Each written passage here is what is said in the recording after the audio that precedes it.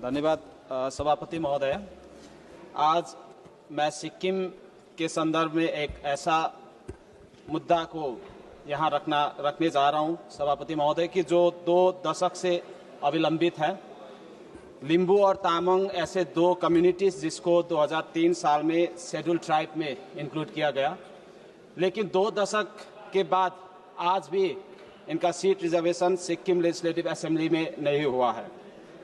371F के अंतर्गत सिक्किम के लिम्बू और तामांग कम्युनिटीज का सीट रिजर्वेशन किया जा सकता है और शेड्यूल ट्राइब होने के नाते आर्टिकल 332 भी मैंडेट करता है कि शेड्यूल ट्राइब को सीट रिजर्वेशन मिलनी चाहिए।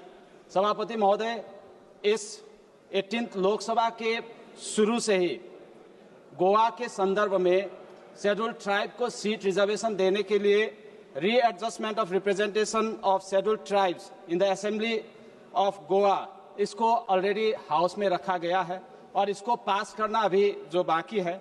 लेकिन सिक्किम के शेड्यूल ट्राइब जो लिम्बू और तामांग है, इनको भी शेड्यूल ट्राइब लिस्ट में 2003 में ही इंक्लूड किया गया था, लेकिन आज तक रीएडजस्टमेंट का कोई बात नहीं हुआ।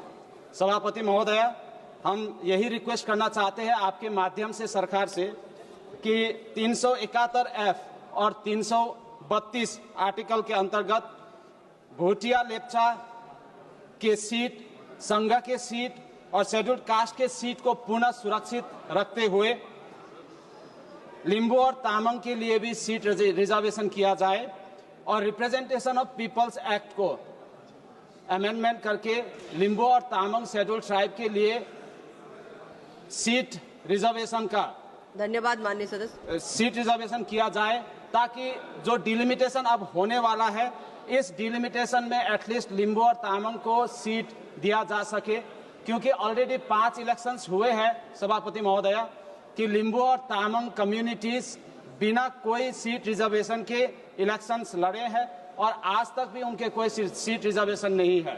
तो हम आपके माध्यम से सरकार से यही निवेदन करते हैं कि लिम्बू और तामांग के ये अविलंबित बहुत ही लॉन्ग पेंडिंग इश्यू को रिजॉल्व किया जाए और सीट रिजर्वेशन किया जाए। Thank you madam.